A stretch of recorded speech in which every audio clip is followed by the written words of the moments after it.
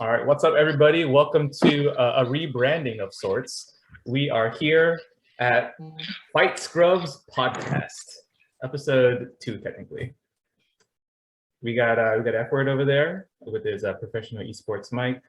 Floating Head Phenom. Yes, give me the mic. Floating Head Phenom, which is your new handle, by the way. Just accept it. Yeah, I'm back in San Francisco, as you can see. Of course, man. For my Oh, background. how'd you do that to the universe, bro? That's crazy. Yeah, I mean, you told me we gotta shoot this podcast, so I just took the first flight I could, and now I'm here. So. I appreciate it. This is clearly the most efficient way to get here. So yeah. Thank Yeah. You. A million times over. All right. All right, let's jump into it. So this coming weekend, we have a huge UFC free card, by the way. Crazy. UFC 267 main event, Jan Blachowicz versus Glover Teixeira. And we're going to cover the main card and speak on things that we're such experts on, you know. Yep. First fight on the card, number 7, light heavyweight, Magomed Ankalaev versus Volkan Oezdemir, who is, number 8. Wow. What do you guys think about this fight? Go ahead, Phenom. You want to start? Okay, Kick off. I think Volkan has fought higher levels of competition. His style, he's primarily a striker. He's coming off a knockout loss to, I think, was it the Jiri Prohaska? Yeah, Prohaska. That was a nasty knockout, by the way. Yeah, I mean, that dude knocks people out, like, exactly. not in a pretty way, in a pretty brutal way usually, most of the time. So there's no surprise. But he's facing Magomed Ankalaev, who also has mostly knockout and or decisions. He doesn't have a lot of submissions, I think, even though he does have a sambo background. He's got a sambo background, yeah, that's what I'm. Yeah, so I'm assuming he seems more well-rounded on paper than Volkan, but Volkan has been tested more than him. So I'm not really. I mean, I think I have a feeling Magomed is gonna win this. I think. All right, so this is the mistake we went last time. Okay, when you predict, you need to give the method and the round. Okay, I think he hadn't even got there yet. He just started. I'm just reminding him. Okay. Fair enough. Trying to give you less work, Kim. Okay, but yeah, go for it. Okay, I think Magomed is gonna win by decision against Volkan. Decision. So yeah, I think it's gonna be a decision. It's probably gonna be a stand-up war, and I have a feeling he's just gonna kind of pick Volkan apart. Is he gonna win the stand-up the majority of the time, you would say? Yeah, he might mix. I haven't really seen too much of him. He might mix some grappling in there, but I think it's gonna be most of the time. It's gonna be standing most likely. I mean, you never know though. Okay. What's up, Femi? What do you think? Firstly, I think this is I don't think there's a boring fight on the card. To be honest, this is a super exciting fight. They both come for blood. They both look for the finish. I'm watching Magomed not intentionally, but he's just been on a number of cards that I've been following. I just happen to see his fights, and he is extremely brutal. I remember his back and forth with Kutelaba, like the first one, like Kutelaba was doing the fake stun thing, and then the referee, like an idiot, actually thought he was really dazed and thought it was a standing knockout and called the fight. And then everyone was like, "Oh, Kutelaba was going to destroy him in the rematch because that was such robbery." And then it got to the rematch and he absolutely like the head kick. And then, man, I think a lot of people kind of like slept on him despite his record. It'll be interesting though, because I think this might be, and I don't know, Phenom, if you agree, but this might be maybe the most dangerous striker he's fought, at least in recent years. I can't think of a striker he's fought that's more dangerous than Volkan, right? So, yeah, we might see a surprise sambo wrestling occasionally. It would be wise as well, just to make Oezdemir kind of have to think twice about his striking, just to get him. Yeah. We might see some wrestling from this guy. It's strange that we haven't seen much of it. I think his only loss was I think it was battering Paul Craig and he got submitted like Yeah, in the air. the triangle. The There's a triangle, right? Yeah, that's the only loss I can remember. And I mean, that was just him underestimating Paul Craig. So look, I'm gonna say Magomed. I think he's got more better rounded, as Phenom said. He's got a bit more tools. If he plays a strategic match as well, here, it's less risk. So I'm gonna say Magomed. I'm gonna say decision. I'd love to say TKO, but I think he might feel a bit of Ozdemir's power and then go to strategic. And then I'm gonna say unanimous decision. Unanimous decision for Magomed. All right. Well, I'm gonna be very transparent with you guys. I don't really know how to do this matchup, so I'm gonna go with you guys, baby. Let's go, baby. Let's go. Unanimous decision. Magomed, my boy, right there. He's my boy. If you see a Russian with like a 14-1 or what is it, 13-1 record, it's so just go with a a Russian guy with a 14-1 record. Come on, man. It's all good. All right. I'll start the analysis on the next fight then. All right, second fight on the card. Number 11 welterweight Li Jingliang versus Khamzat Chimaev. The man, the hype machine. Everyone is behind this guy, man.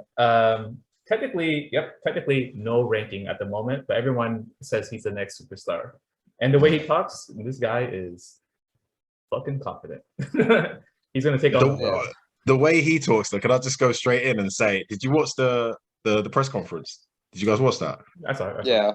I don't speak any Cantonese or Mandarin or whatever Ji Young's speaking yet, but man, that guy's voice, tone, mannerism, he's like the classic bad guy from a movie that's gonna like go watch it back. He was like just cold, calm, and Khamzat was trying to get to it, and he was like, two good fighters, and when it comes down to it, we'll see. So time will tell. And I was like, man, he's like a mafia boss or something. I was like, man, I loved every moment. The energy between both of them is really good. It's really good. I love it. The stare down was crazy. Mm-hmm. Stare down was probably the best stare down of all of them. It was ridiculous. Yeah. I look. Obviously, I like Khamzat. I think the question for me is he the same? He's been through this long COVID experience, which unfortunately we've actually had some really unfortunate results from people in our scene who've experienced that. He's come back good, alhamdulillah. But what's going to happen now? Is he going to be the same? Is he going to be as confident? And also, this is definitely his hardest stand-up fighter that he's fought. So he's got that crazy grappling, but Li Jiang's pretty. His takedown defense and his grappling defense has always been pretty solid. That's not usually where he loses. So it'll be interesting to see how this one goes down. It's very difficult to call, but I'm gonna say Khamzat. I'm gonna say Khamzat by submission. By submission. Round 2. Round 2. Okay. I think if Khamzat is pretty much the same as he was before COVID, before he had COVID, he should win this. He's probably gonna. I think he's gonna take him down and ground and pound him. So round 1, or maybe it's like round 1 or round 2. If I have to commit, it's hard. Maybe he's a fast starter. He's a fast. Round 2 is pretty gutsy for me. I think round 1 makes more sense. It's hard to say because Li is pretty tough. This is it. It's Li Jiang. That's why I think it might be round 2. Yeah. I think round 2 is reasonable, but I think it's not submission. I think it's TKO. Like it's gonna ground and pound. All right. I'm going against you guys. No way! You're going to Li Jiang? Going with the Leech, yes. Wow! But I'm going with the logic behind COVID. So like the odds are like greatly skewed right now. It's minus 590 for Khamzat, and taking that? He's earned that. He's absolutely earned that. But I don't think he will come back like he was before. And I think Li, just listen to the Leech talk, man. He is confidence. I love that guy's the way he talks, man. Oh my god!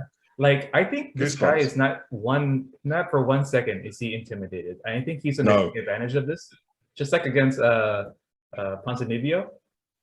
He shocked the world there. I think he's gonna shock the world here. So I'm picking him first round because he's gonna take advantage of the rustiness. First round, KO TKO.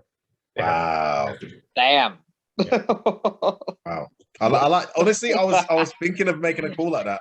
But I just think Hamzat should be, even at 75%, he's a bit of a phenom, no pun intended, you know. And Even he's not a bad striker either. He's a good striker, man. I've seen his stand-up fights, you know. So I think, you know, Lee Jong, if he's expecting just a grappling match and just, you know, swing and sprawl and brawl, he's got something else coming. But Lee Jong, he's like, he doesn't shy away, you know. You're not going to make that guy quit. Yeah, man. You're not going to intimidate him. So all right, it's just for the sake of ease here, so that it's easier for me to recall. Femi, you are picking round 2 submission, Phenom round 2 TKO, and then I am round 1 Li Jingliang KO TKO. yeah. All right, third fight, man. These fights just keep getting better, don't they? That's how they do it. Yeah, third fight and free on ESPN, guys. Okay, we're not being sponsored here, not one bit, but we'll take it. One day. Next fight, heavyweight fight, number 5 Alexander Volkov versus number 8 Marcin Tybura. The favorite is Volkov, minus 290. We know what he's gonna do. He's gonna be winning by stand-up. It's either a decision or it's a freaking knockout. And I think these odds are fair. I personally feel Volkov will win this, but it will be by decision. Tybura gets, not to be rude or anything, but he does get rocked in most of his fights. Yeah, but he's actually shown a lot more heart in his most recent fights too. He got hurt in Great Party also, and then he came back. So I think it'll be decision Volkov. I think he's in that range like the entire time, literally. Yeah, I think Volkov is gonna win by probably gonna finish him like KO or TKO, like round 2 or 3. 2 or 3, pick 1, 2. I'm gonna say 3 because Volkov is not like he picks you apart, but not like slowly, kind of Right. a little bit, you know, and then he finishes. I think he's not the type of dude who finishes people very early. Wait, did you say 2 or 3? Round 2 or 3? No, I think 3. 3? Okay. Yeah. So I'm gonna go.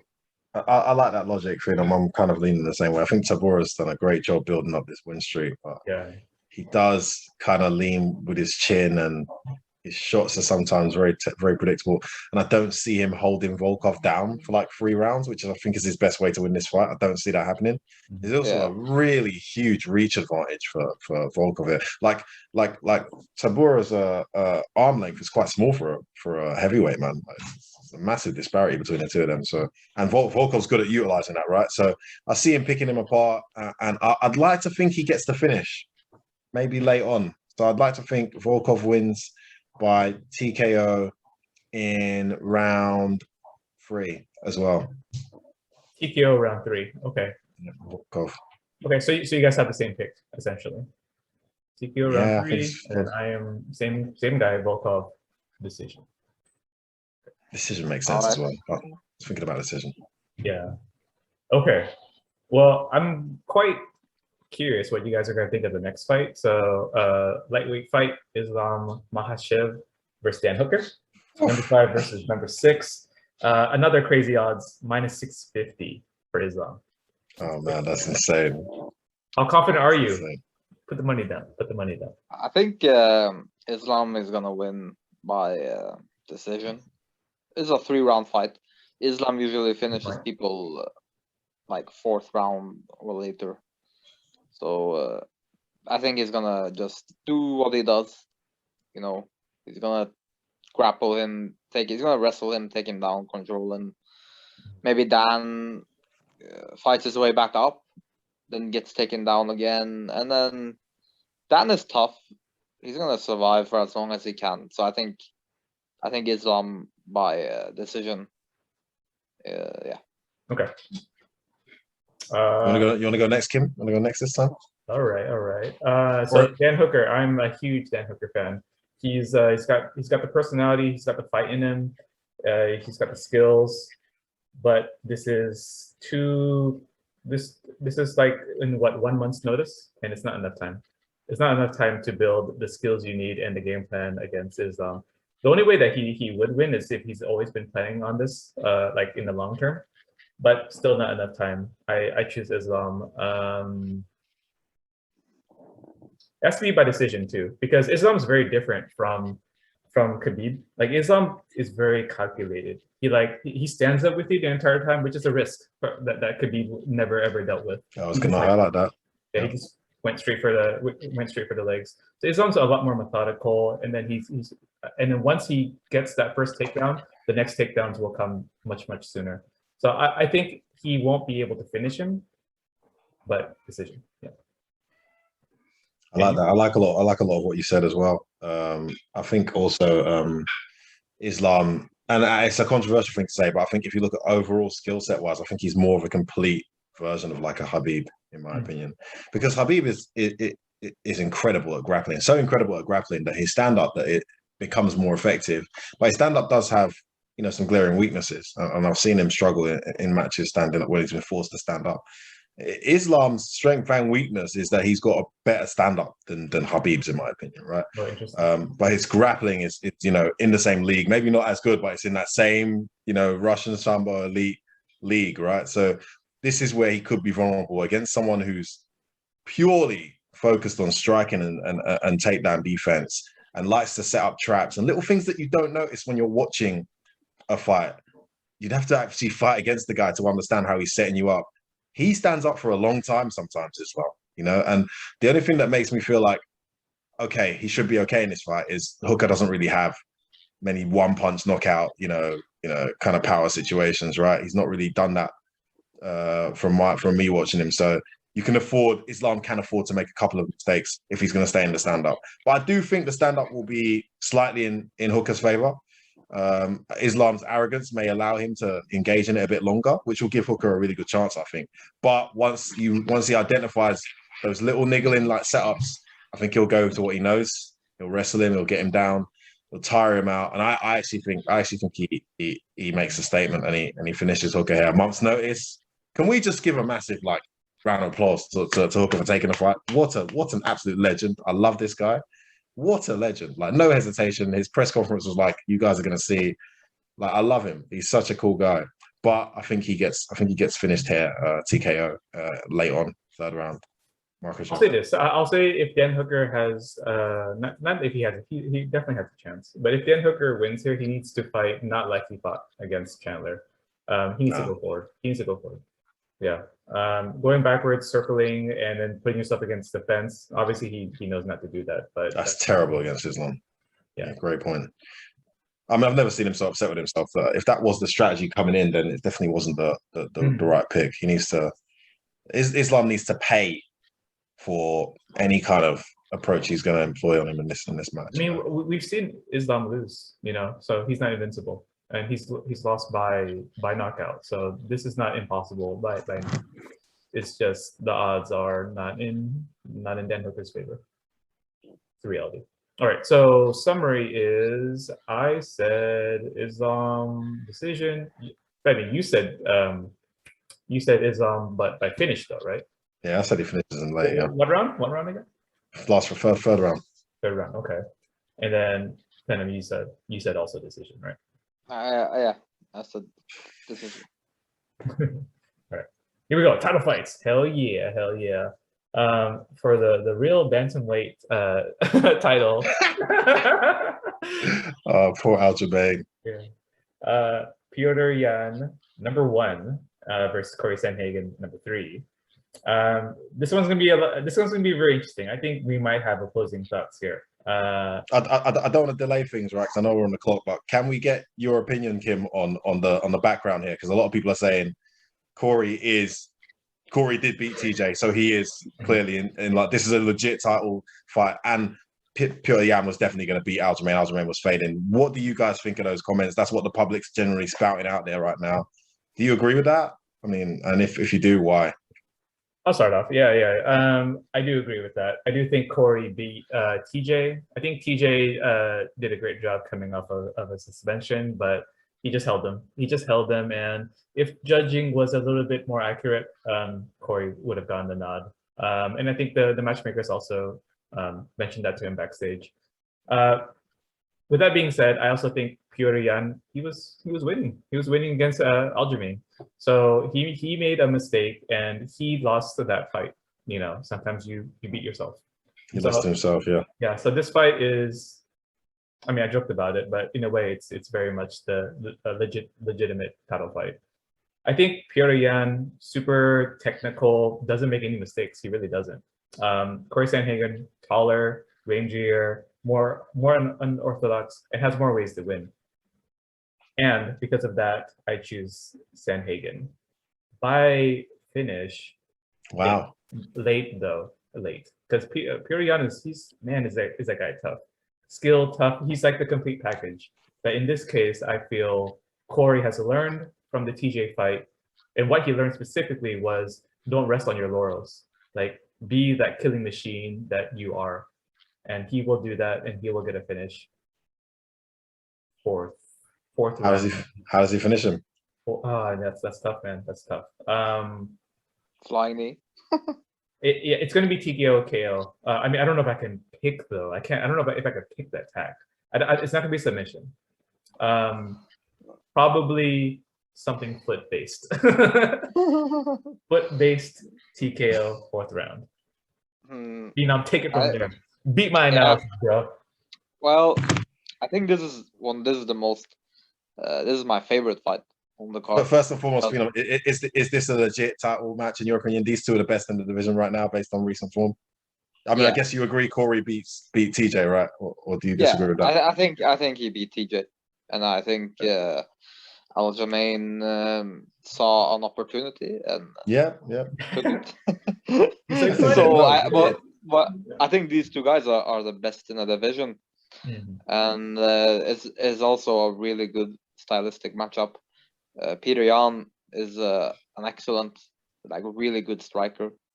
Particularly his boxing, I think is pretty good. Corey Sandhagen is a bit more his striking is also very good, but it's a bit more versatile. He throws more flying knees. He has good hands as well. Spinning wheel kicks as well. Not bad at those. Yeah, spinning heel kicks, like a lot of movement. Oh boy. So I really like the matchup. I really want to see how Petr Yan deals with a taller ranger, a good striker as well. So it's gonna be something we haven't seen him deal with. So that's gonna be cool to see. So Aldo, similar reach. Yeah, he hasn't really fought a guy doesn't really use it like that though, Aldo. Right. No, but they're the same height, and the reach difference is not huge.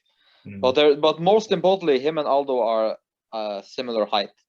So that is also a big difference here. Is that Corey is a lot taller than Peter. Corey's huge for the division.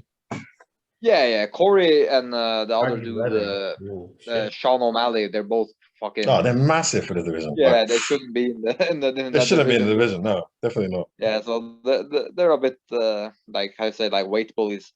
But they're doing a Conor McGregor featherweight run, basically. Yeah. Yeah, that's like a lot of people are copying that template.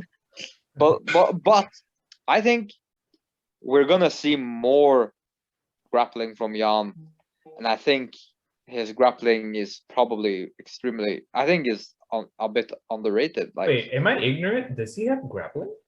Yes, like, he does. Okay, he's very well rounded. Oh. I don't know anything about his offensive grappling. His takedown defense is incredible. Like you cannot get that guy. It doesn't matter how big you are. You cannot comfortably get that guy down. You can't hold him down. What's his offensive grappling? Educate me. I've not really looked at it. Didn't he take down Aljamain a few? Like, he got taken down a little bit, but then he sometimes he took him down, or he swept him down. He swept him a few times. Yeah, true. I think he threw him down like kind of flung him down or some shit. Get on through, Aljamain. Now I need you. Yeah, like he's extremely well rounded. Like that. All Russians swallow that to me. That's just my cliche Russian. Like, have you heard Ras talk? And then I do my Ras impression. It sounds nothing like it. It's like my So Phenom impression.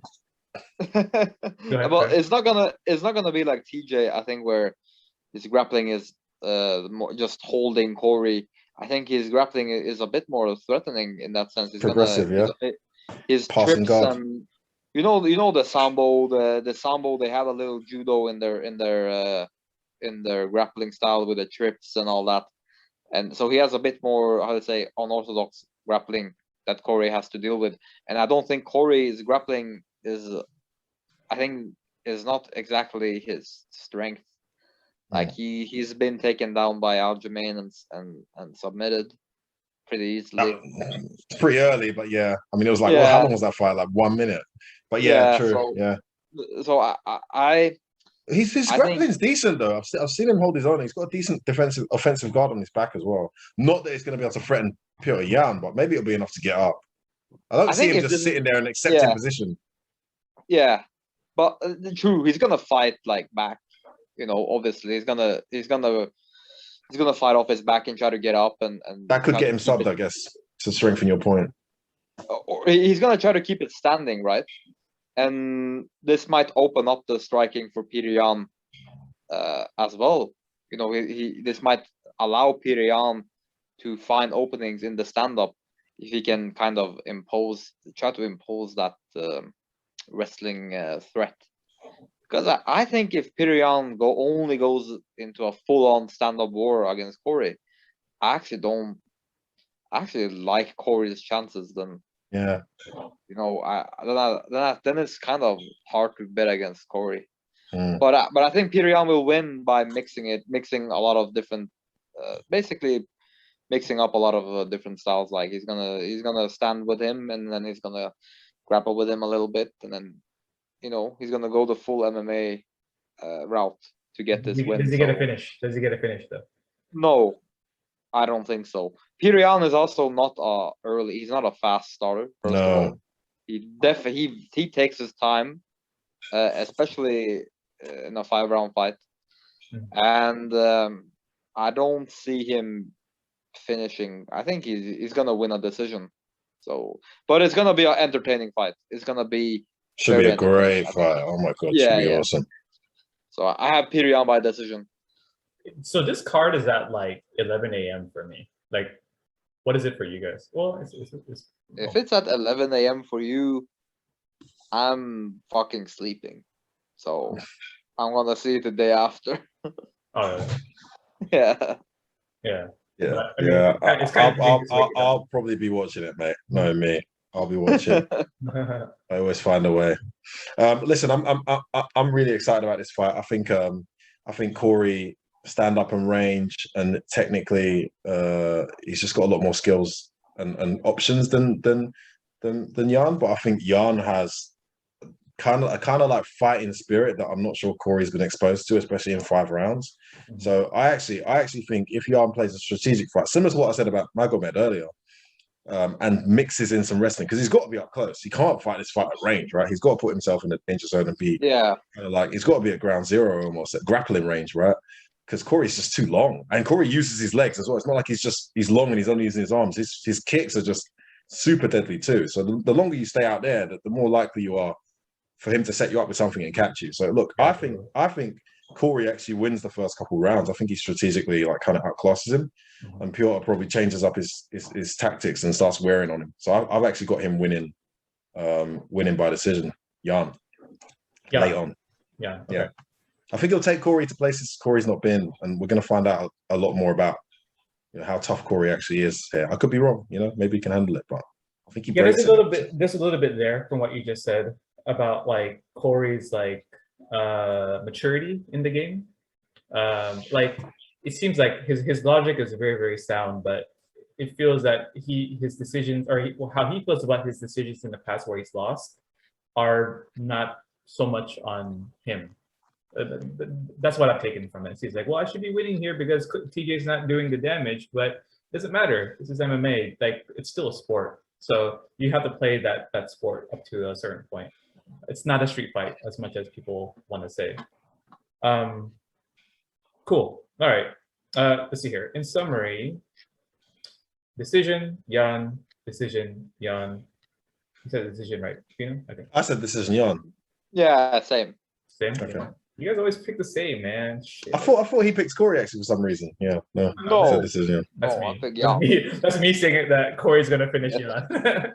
In the But you fourth. saying Corey's going to finish Jan isn't like you saying Ji Yang's going to finish, Hamzat, right? Hamzat. You said it. It's you said it. similar. It's similar. No. I think if you look, it's similar to maybe to the naked eye, but I think if you look at the skill for skill, Corey and Peter's success has been 90% stand up.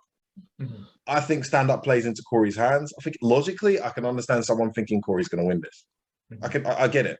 Whereas Li Jiang, it's like it can happen. Well, but it's I like, said that's COVID. I said that's COVID related. That's not. Yeah. No, and I mentioned the COVID relation as well.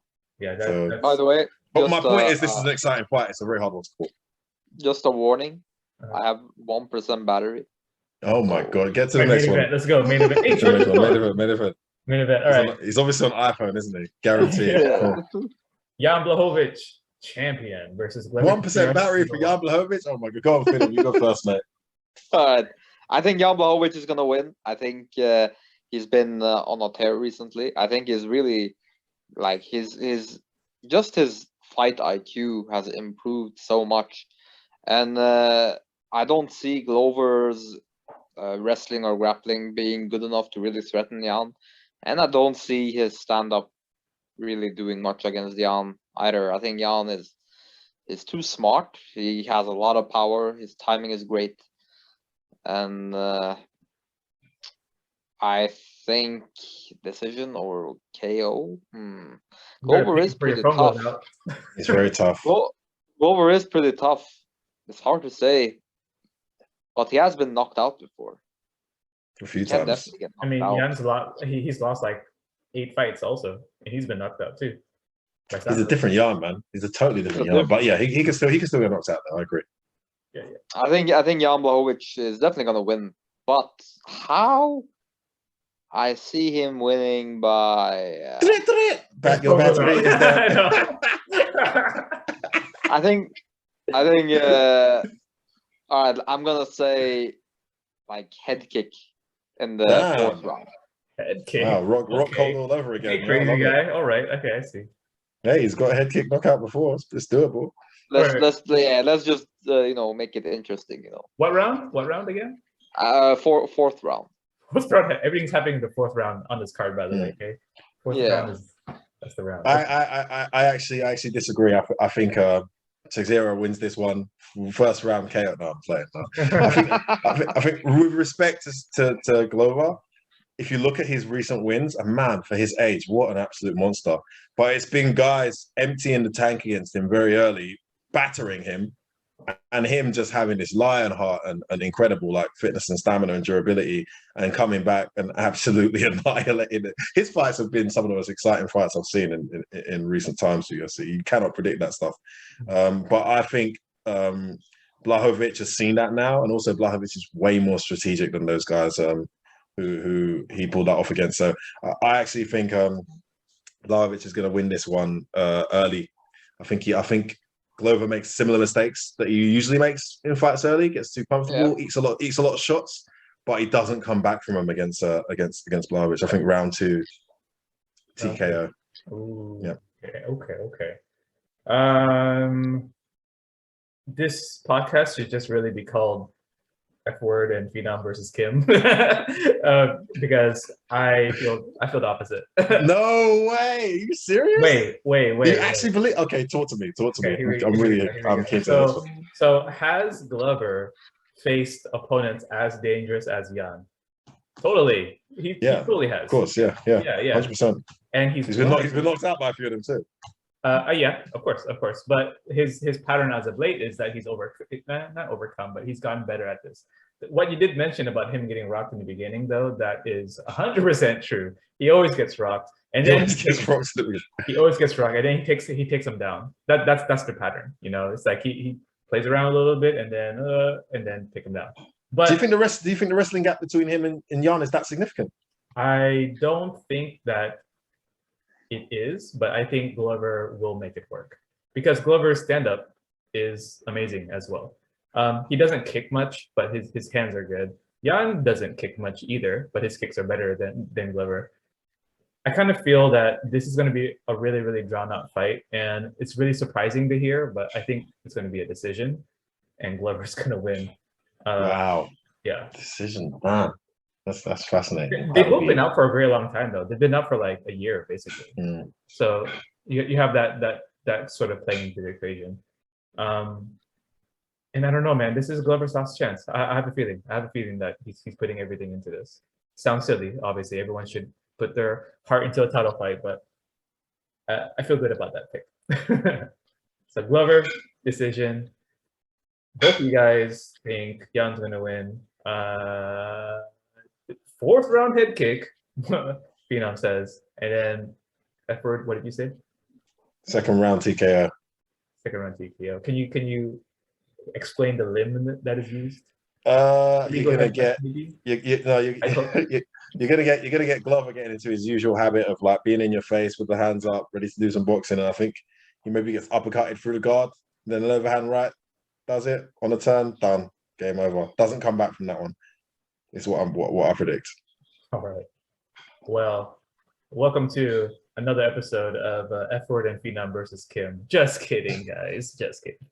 So the rebranding. We are called Fight Scrubs Podcast. You can follow us at Fight Scrubs Podcast immediately now, please. And we're going to try our hardest to get the next recording done for our next UFC pay-per-view, which is next freaking week. How crazy is that? Insane. Usman Colby. I'm going to be in Spain on holiday, so we're going to be doing. I hope my internet's good. I'll be in a whole next, country. So I think I'm actually going to be at that card. Oh, is that the one you and Zach purchased? Yeah. Oh, you lucky bastards, man! Enjoy it. It's going to be crazy. 200, super lucky. But yeah, I've never been to Madison Square Garden. I thought COVID is somewhat under control. I got my vaccination card. Let's live life a little, Woo, woo. You guys got some serious seats as well, I think I was told. Yeah. I mean, they're not ringside, but they're not bad. Yeah. All right. Man, I need that Capcom paycheck, bro. Someone hook me up, man. Send them my CV, bro. This is life savings, guys. I'm super responsible here. All right. Let's bounce before Phenom's phone dies.